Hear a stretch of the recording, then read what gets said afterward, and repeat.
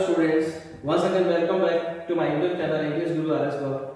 Today I am going to explain you a poem of 10th class. The name of the poem is Fog and the name of the poet is Carl Sandburg.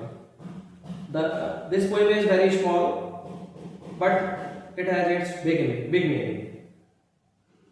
इसका जो title है fog, ये fog एक symbol है, एक symbol के रूप में इसमें यूज किया गया है, इसलिए इस पोएम में क्या है, सिंबोलिज्म है। फॉग का यहाँ पर जो दूसरा मीनिंग है, पॉइंट जो कहना चाहता है वो डिफिकल्टीज एंड ट्रबल से है। तो पहले मैं आपको इसका लिटरल मीनिंग बताऊंगा and after that I will tell you the meaning of symbolism या सिंबॉलिक मीनिंग, फिर मैं आपको इसका सिंबॉलिक मीनिंग बताऊंगा। तो now see the lines of the poem. The fog comes, fog आता है, कैसे आता है, ऑन लिटिल कैट फीट, जिस प्रकार से बिल्ली अपने छोटे छोटे पैरों पर चल के आती है, वैसे फॉग भी धीरे धीरे से चल के आता है। It sits looking over harbour, और हार्बर के पास में आके वो बैठकर वहां से देखता है। इट कौन है यहाँ पर, फॉग, मतलब फॉग यहाँ पर देख रहा है, तो इसमें पर्सोनिफिकेशन का यूज हो रहा है। जब नॉन लिविंग को लिविंग की तरह से हम ट्रीट करते हैं तो पर्सोनिफिकेशन होता है, ठीक है। The fog comes on little cat feet, मतलब फॉग कैसे चल के आ रहा है, जैसे बिल्ली पैरों पर चल के आती है, मतलब वो पैरों पर चल के आ रहा है fog, personification. It sits looking, और फॉग देख भी रहा है, पर्सोनिफिकेशन है।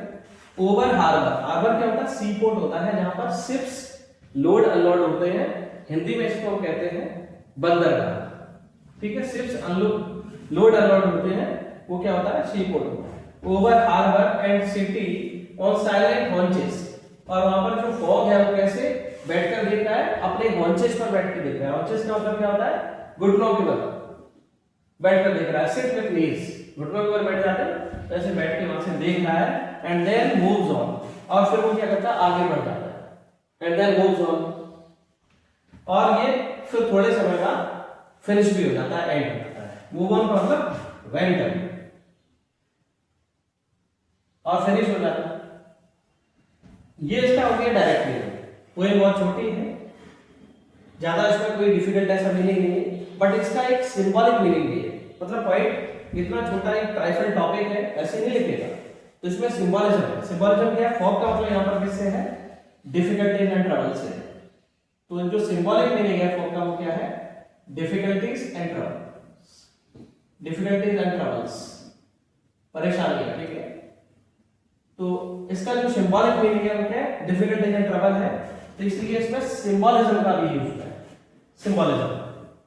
और एक इसमें पोएटिक डिवाइस कौन सा यूज हुआ है, एग्जाम्पमेंट। एग्जाम्पमेंट क्या होता है, जैसे फुल स्टॉप के अलावा जो लाइंस रहती है उनमें कोई पंक्चुएशन मार्क नहीं होता, तो एग्जाम्पमेंट होता है। देखिए इस लाइन में कोई कॉमा नहीं लगा, यहाँ फुल स्टॉप लगा, लाइन आपकी एंड हो गई, इसके बाद एट से स्टार्ट होना है और यहाँ पर जाके फुल स्टॉप लगा, बीच में कोई पंक्चुएशन मार्क यूज नहीं हुआ है, इसका मतलब इसमें एग्जाम्पमेंट है। तो इसमें जो सिंबॉलिक मीनिंग है इसका वो क्या है, वो मैं बताता हूं।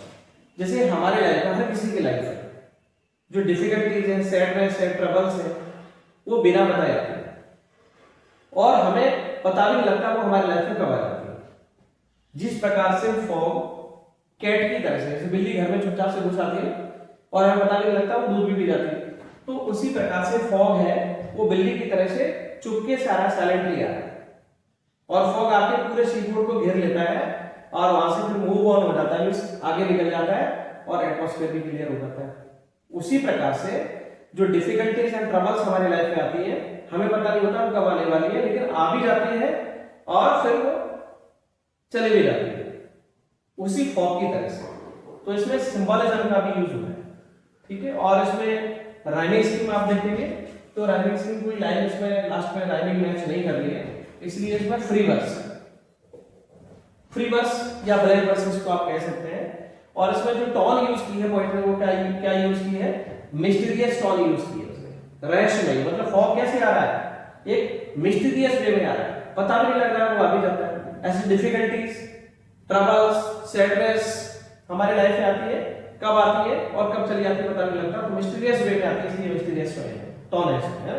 तो मिस्टीरियस टोन का यूज किया है। लाइट एंड प्लेफुल भी है, इसमें जो लैंग्वेज यूज की है, उसने टोन यूज की है, वो लाइट एंड प्लेफुल भी है।